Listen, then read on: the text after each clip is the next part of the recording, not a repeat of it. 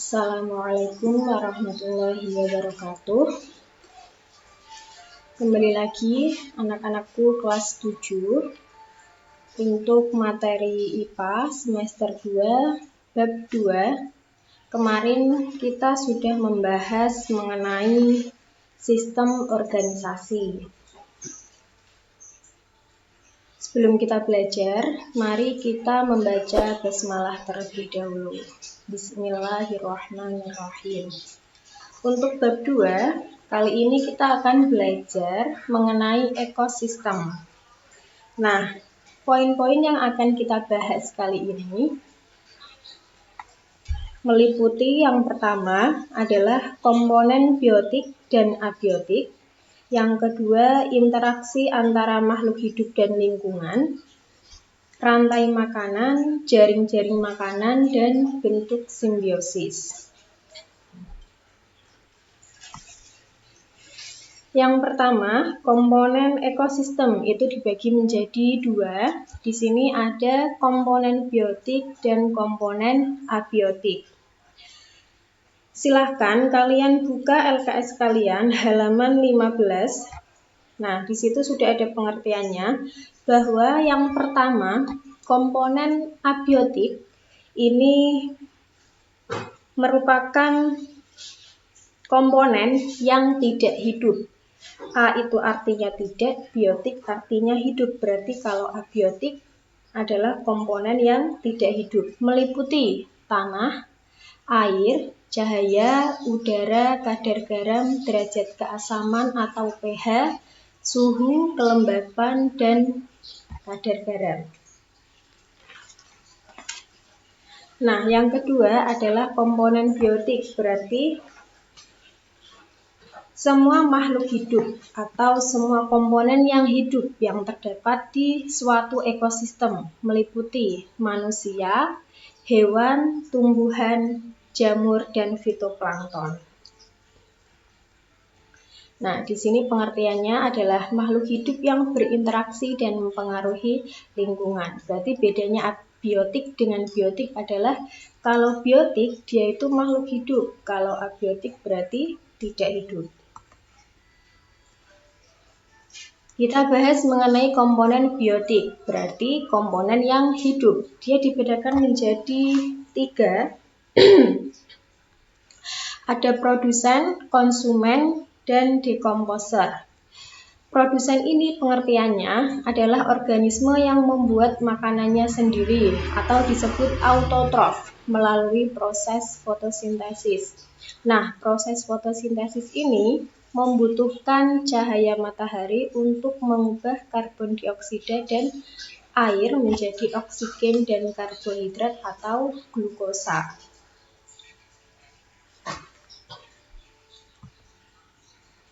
Produsen itu ada siapa saja? Nah, kita lihat di sini, di darat itu ada tumbuhan, kemudian di laut ada alga atau ganggang, kemudian di sungai, kolam, atau danau ada cyanobacteria. Jadi mereka ini bisa menghasilkan makanannya sendiri melalui proses fotosintesis dengan bantuan cahaya matahari. Selanjutnya konsumen. Konsumen ini adalah organisme yang bergantung pada organisme lain untuk suplai energi dan makanannya. Disebut dengan organisme heterotrof. Seperti yang kalian tahu, berdasarkan makanannya ini dibagi menjadi 3. Ada herbivora, karnivora, dan omnivora.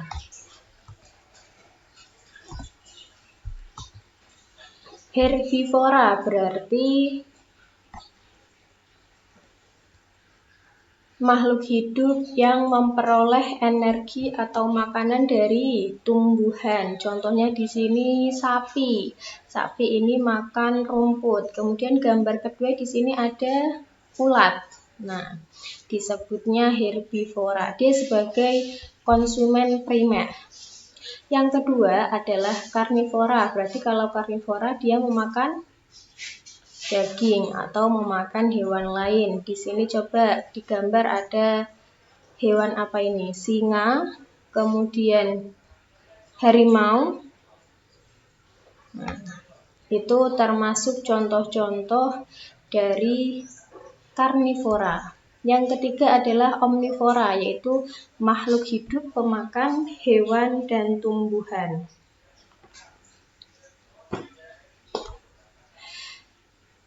Setelah komponen biotik tadi dibagi menjadi produsen, konsumen, yang ketiga adalah dekomposer atau pengurai, yaitu organisme yang menguraikan sisa-sisa organisme lain atau makhluk hidup lain. Contohnya bakteri, jamur, cacing tanah, dan serangga. Berikut ini gambarnya. Nah, di sini ada jamur, di sini ada bakteri. Nah, bakteri ini yang menguraikan makanan atau makhluk hidup lain. Ini gambar dari organisme pengurai.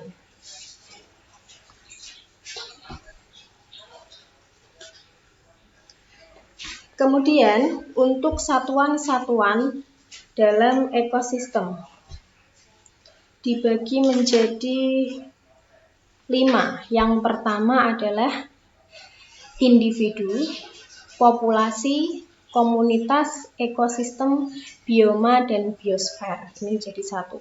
Boleh bioma atau biosfer. Yang pertama, individu. Individu itu berarti apa? Satu organisme atau makhluk hidup tunggal. Diingat-ingat, individu berarti satu organisme atau makhluk hidup tunggal. Contoh, seekor rusa bisa, seekor zebra, seekor ayam, seekor burung. Nah, itu namanya individu.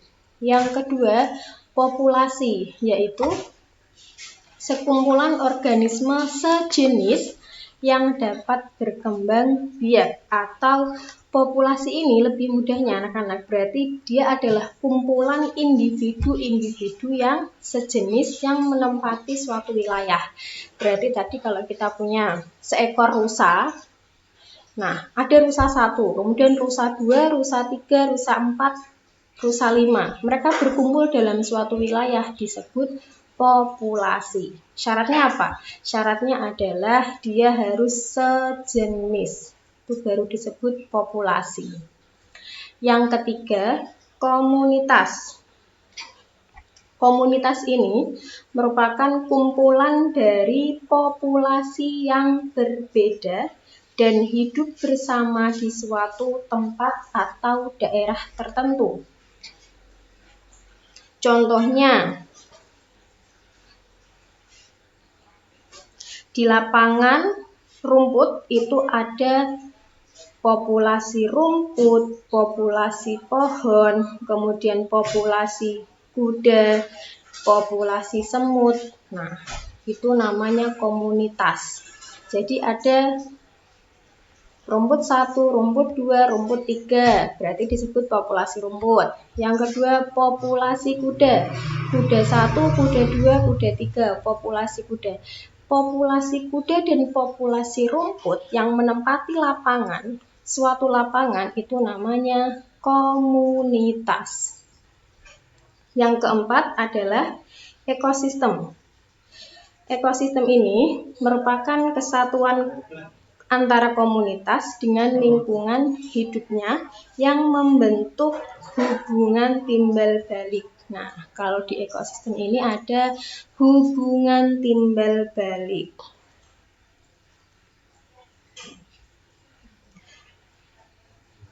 Jadi ada tadi yang sudah kita bahas di awal, ada yang namanya komponen biotik dan abiotik. Jadi contohnya kalau di komponen biotik itu ada tadi, ada kuda, ada rumput, ada semut. Nah, mereka ini berhubungan dengan komponen abiotik. Contohnya udara, oksigen yang ada di lapangan. Yang kelima, biosfer. Biosfer terdiri atas hidrosfer atau ekosistem perairan, litosfer, dan daratan. Biosfer terdiri atas hidrosfer, litosfer, dan atmosfer. Jadi ada air, darat, dan udara. Nah, ini lebih mudahnya kalian perhatikan gambar ini. Yang pertama, di sini ada, ini gambar apa? Ini asumsikan ini sebuah kuda ya. Ada satu kuda, disebutnya individu. Kemudian ada, kita hitung, 1, 2, 3, 4, 5, ada 5 kuda, disebut populasi. Kenapa? Karena dia lebih dari satu dan sejenis. Selanjutnya ada kuda, ada zebra, ada rusa, ada badak. Nah, ini menjadi satu dan mereka menempati suatu wilayah. Mereka ada di mana? Ada di lapangan, disebutnya komunitas. Selanjutnya, di sini ketika komunitas tadi berkumpul dan ada komponen abiotik di sini, apa? Air. Mereka berhubungan atau mempunyai hubungan timbal balik, disebutnya ekosistem. Nah, lebih luas lagi di sini ada darat, air, dan udara, disebut biosfer.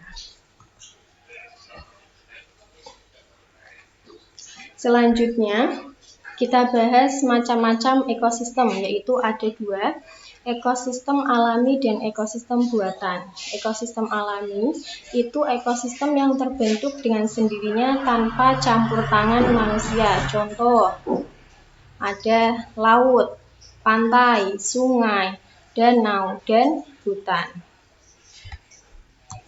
Yang kedua, ekosistem buatan. Berarti suatu ekosistem yang sengaja dibuat oleh manusia. Contohnya di sini ada sawah, ini kan buatan manusia. Kemudian ada waduk, kebun, dan ladang.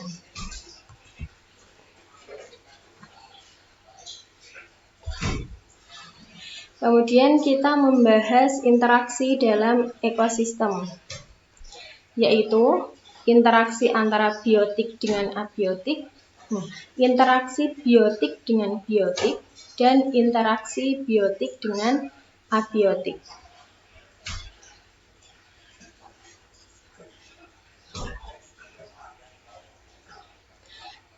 Interaksi biotik dengan biotik dibagi menjadi 2, yaitu hubungan interspesifik dan hubungan intraspesifik.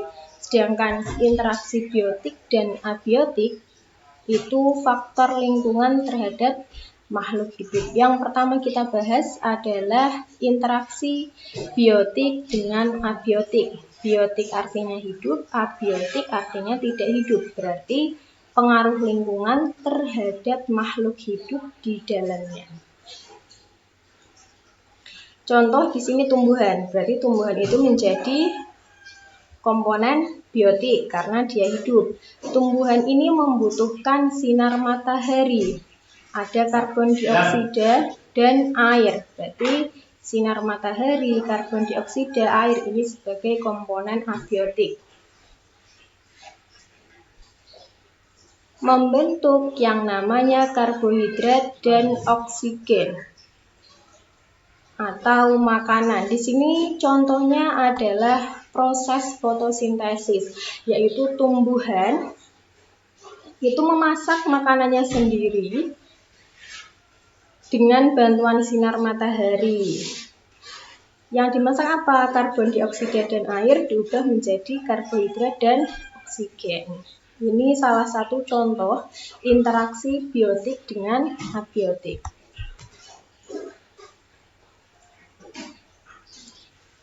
Contoh lain di sini ada di lautan. Nah, di sini air kan merupakan komponen abiotik, sedangkan ikannya komponen biotik.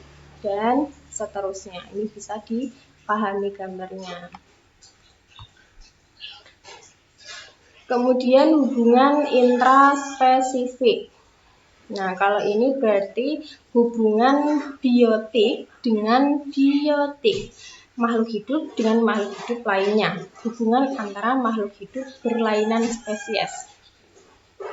Hubungannya yang pertama disebut simbiosis, kemudian predasi, kompetisi, dan antibiosis. Apa itu simbiosis? Simbiosis adalah cara hidup bersama atau interaksi dua makhluk hidup. Kalau di LKS kalian bisa diperhatikan, simbiosis ini merupakan pola interaksi berupa hubungan yang sangat erat antara dua individu berbeda jenis atau spesies.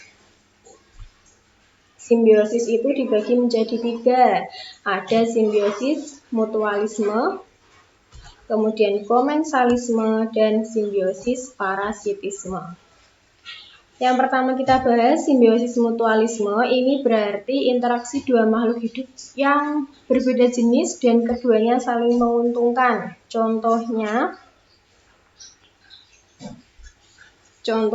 adalah lebah atau kupu-kupu dengan tanaman bunga.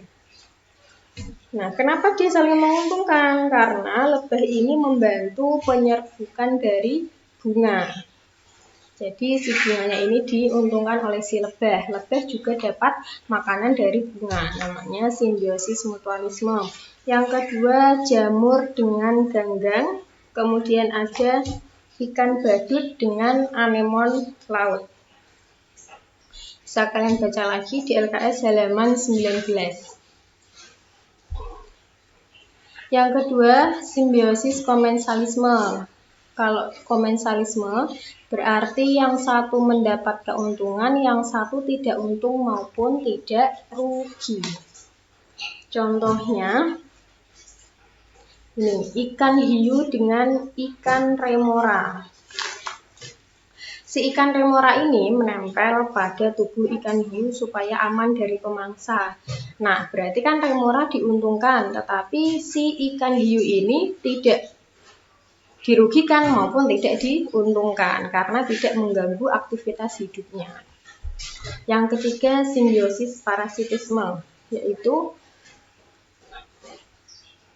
hubungan dua makhluk hidup yang satu untung, yang satu rugi. Nah, contohnya apa ini? Contohnya ada benalu dan tumbuhan inang. Benalu ini menyerap sari makanan dari pohon mangga atau inang, dan pohon mangga mengalami kematian. Kemudian di sini ada apa ini? Nyamuk ya. Nyamuk ini berarti kan menggigit. Nah, yang satu untung, si nyamuknya untung, yang digigit berarti rugi. Namanya simbiosis parasitisme. Simbiosis sudah, berarti yang kedua adalah kompetisi. Kompetisi ini adalah persaingan antara makhluk hidup sejenis atau berbeda jenis untuk mendapatkan tempat hidup yang sama, makanan, wilayah kekuasaan, atau hal lain demi kelangsungan hidupnya. Berkompetisi, bersaing berarti makhluk hidupnya.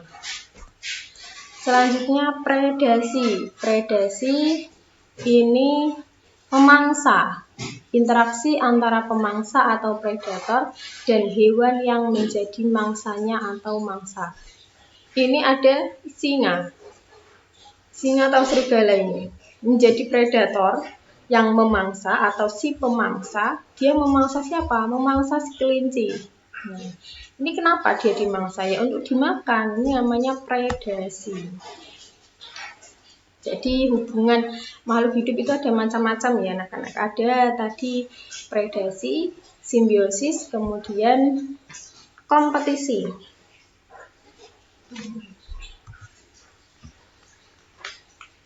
Ada juga yang disebut antibiosis atau amensalisme.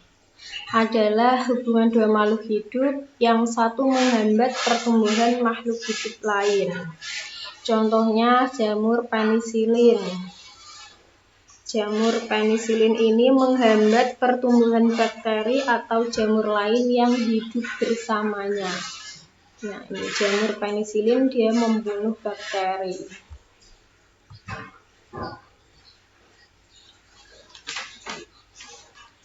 Kemudian kita bahas mengenai rantai makanan, yaitu peristiwa memakan dan dimakan yang membentuk rangkaian lurus dan tidak bercabang.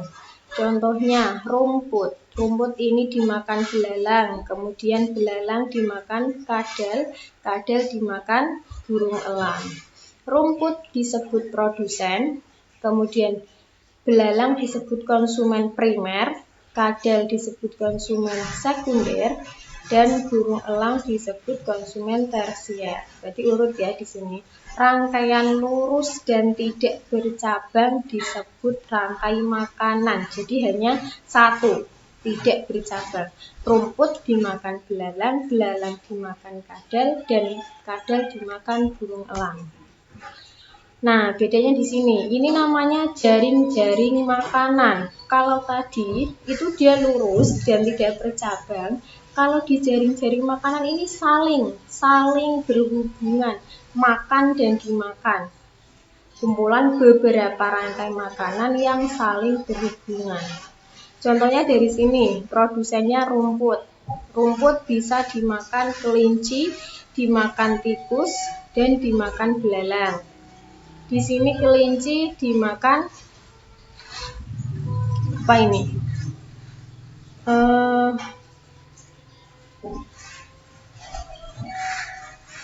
Nah, misalkan rumput dimakan tikus, tikus dimakan ular, ular dimakan burung hantu.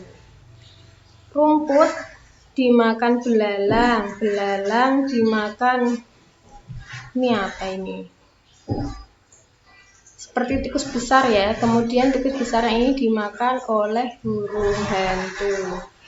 Jadi ini saling berkaitan atau saling berhubungan.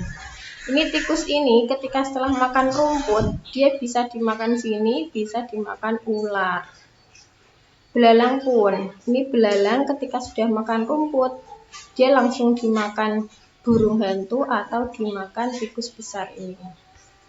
Nah, jaring-jaring makanan itu saling berhubungan atau dia merupakan kumpulan dari beberapa rantai makanan. Ini juga contoh jaring-jaring makanan.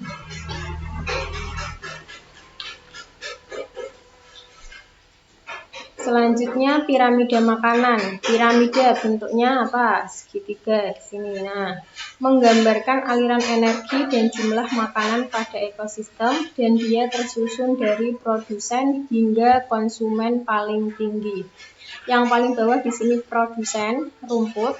Di sini ada ke atas kelinci, belalang dan tikus disebut konsumen primer. Ke atas lagi ular disebut konsumen sekunder, dan yang paling atas adalah konsumen tersier, burung hantu.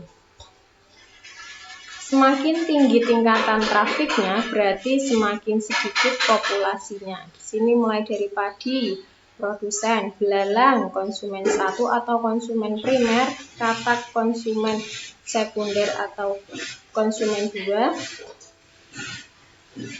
ular ini konsumen 3 atau konsumen tersier, kemudian elang. Nah, rantai makanan sudah, jaring-jaring makanan, piramida makanan. Yang terakhir ada arus energi, yaitu perpindahan energi dari tempat yang tinggi ke tempat yang rendah, yaitu dari sinar matahari, lalu produsen, kemudian konsumen tingkat 1, konsumen tingkat 2, sampai ke pengurai. Untuk materi kali ini, Ibu kira cukup. Tadi yang sudah kita bahas, yaitu mengenai ekosistem. Ada komponen ekosistem, yaitu komponen biotik dan komponen abiotik. Kemudian satuan ekosistem ada individu, populasi, komunitas, ekosistem, dan biosfer. Selanjutnya ada macam-macam ekosistem, ekosistem alami dan ekosistem buatan, dan ada interaksi dalam ekosistem yaitu simbiosis, predasi, kompetisi, dan antibiosis. Yang terakhir tadi kita membahas rantai makanan, jaring-jaring makanan, piramida makanan, dan arus energi. Sebagai bahan evaluasi kalian, silahkan kalian mengerjakan soal berikut ini. pada link yang sudah dicantumkan di bawah. Ini bisa di screenshot terlebih dahulu.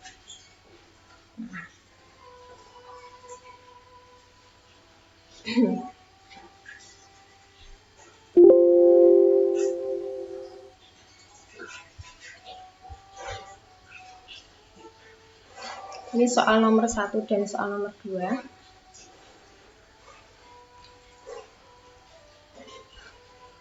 Selanjutnya soal nomor 3 dan 4.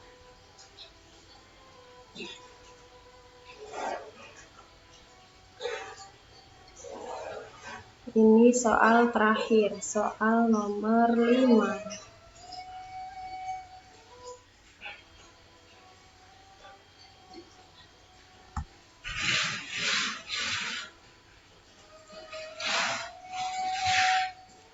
Baik, untuk bab 2 Ibu cukupkan. Terima kasih atas perhatiannya. Wassalamualaikum warahmatullahi wabarakatuh.